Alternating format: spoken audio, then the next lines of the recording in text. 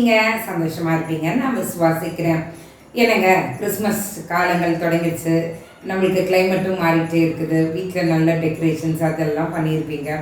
சரி, இன்னைக்கு ஆண்டவர் ஏன் பிறந்தாரு, ஆண்டவர் பிறக்கிறதுக்கு முன்பாக சொல்லப்பட்ட தீர்க்க தரிசன வார்த்தைகள் அது எப்படி நிறைவேறிச்சு, அந்த காரியங்களை குறித்து நம்ம பார்த்துட்டு இருக்கோம்.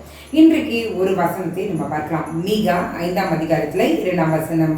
எப்ராத்தா என்னப்பட்ட பெத்லகேமே, நீ யூதேயாவில் உள்ள ஆயிரங்களுக்குள்ளே சிறியதாயிருந்தும் இஸ்ரவேலை ஆள போகிறவர் உன்னிடத்திலிருந்து புறப்பட்டு என்னிடத்தில் வருவார். அவருடைய புறப்படுதல் அந்நாதி நாட்களாகிய பூர்வத்தின் உடையது.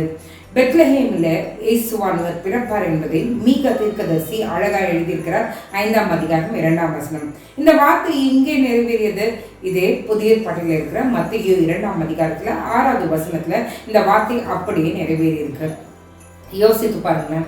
இயேசுவானவர் பிறந்தது ஒரு கட்டுக்கதை நிறைய பேர் சொல்லுவாங்க. ஆனால் இங்கே ஆண்டவர் எந்த ஊரில் பிறப்பாரு, எந்த கோத்திரத்தில் பிறப்பாரு, எப்படி பிறப்பாரு, அவர் பிறந்ததுக்கு அப்புறம் என்ன நடக்க போகுது, எல்லா காரியங்களும் முன்பாகவே ஆண்டவர் அவரை குறித்ததான தீர்க்க தரிசன வார்த்தைகளை தன்னுடைய ஊழியக்காரர்கள் மூலமாக ஆண்டவர் அங்கே உரைத்திருக்கிறார். அது கர்த்தர் பிறக்கும் போது அது நிறைவேறியதையும் நம்ம பார்க்க முடியும்.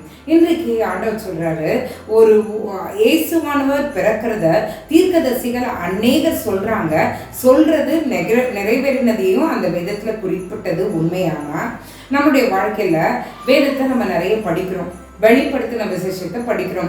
ஆண்டவருடைய வருகை மிக மிக சமீபம் சொல்லிட்டு தீர்க்க தரிசனத்துல யோவானின் மூலமாக அங்கே எழுதப்பட்டிருக்கிறது. ஆண்டவருடைய வருகை குறித்து அநேக புஸ்தகங்களிலே எழுதப்பட்டிருக்கிறது. இத்தனை வார்த்தைகளை படித்தும் உணர்வில்லாமல் நம்ம இருக்கிறோம். இந்த கிறிஸ்துமஸ் நாட்களில ஆண்டவர் நமக்கு சொல்லுகிற ஒரு பாடம் என்னன்னா, இயேசுவானவர் பிறக்கிறதுக்கு முன்பாகவே தீர்க்க தரிசன வார்த்தைகள் அதை நிறைவேறினது நமக்கு சாட்சியா இருக்கிறது போல கர்த்தருடைய வருகை குறித்ததான தீர்க்க தரிசன வார்த்தைகள் நம்முடைய வாழ்க்கையில நிறைவேற போகிறது.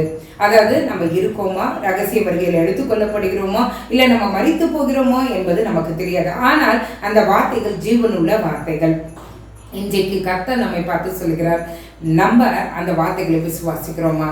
இயேசுவானவர் பிறந்ததுக்கான தீர்க்க தரிசன வார்த்தைகள் நிறைவேறினது உண்மையானால் அவர் வருகையும் மிக மிக சமீபம், அதுவும் உண்மையே.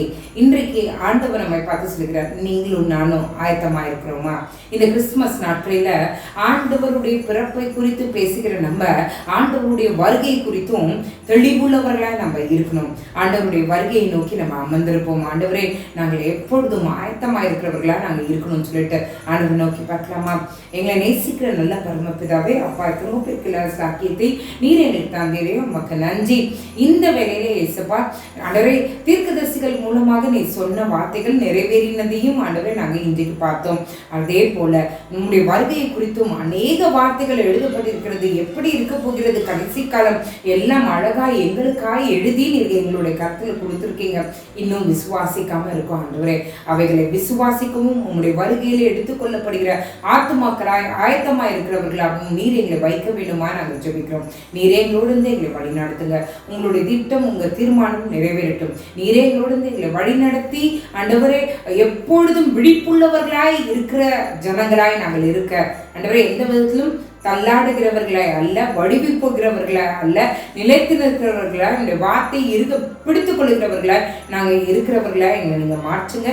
நீரே எங்களோடு இருந்து வழி நடத்துங்க. பிரேசுவின் மூலம் ஜெபம் கேளும் நல்ல பரமபிதாவே. ஆமென், ஆமென், ஆமென். God bless you.